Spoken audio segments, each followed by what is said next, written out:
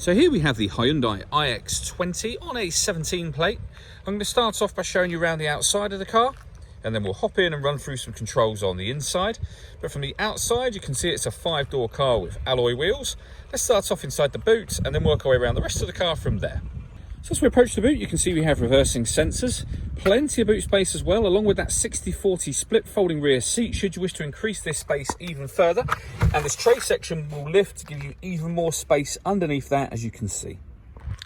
Okay, so we're just going to work our way back round to the front of the car and then we'll hop in and run through some controls on the inside. But now that we've done a full circle of it, you can see it's in excellent condition the whole way round. Just briefly before we climb in, I think it's while we're seeing the interior from this exterior point of view, there's plenty to run through on the dashboard. So let's hop in and we'll do that right now. Okay, now that we're inside the car, we're going to start with the dials. On the left-hand side, we have the rev counter, and on the right-hand side, the speedometer.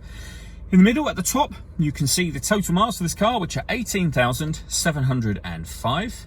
Above that, we have the fuel gauge, the coolant temperature gauge, and in the middle of that, it will show you what gear this car is currently in, as it's an automatic. We are in P for park at the moment. You can change information displayed in that central section by pressing the trip computer button down on the steering wheel, which is located just here, and you can reset the information from down there as well. We have stereo controls on either side and then phone controls just here. Of course, the phone controls can only be used after such time as you paired your phone up, and that is done over on the screen just here. Hit the phone button and then use the numbers that correspond with what you want to do up on the screen. We are going to cancel that at this point in time. When it comes to the radio, we have FM and AM radio, as you can see. You can listen to your own music via the CD player. We've also got auxiliary and USB inputs as well, so plenty of ways to listen to your music. And you can see the CD player shown just there. We have the main volume for the stereo, and then we have the air conditioning below that. So this button turns it off and back on again.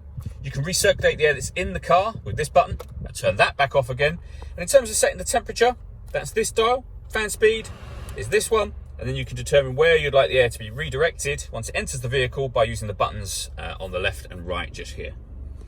Below that, we have a 12-volt charging socket, the auxiliary and USB inputs that I mentioned a moment ago, and then the gear lever for the fully automatic gearbox.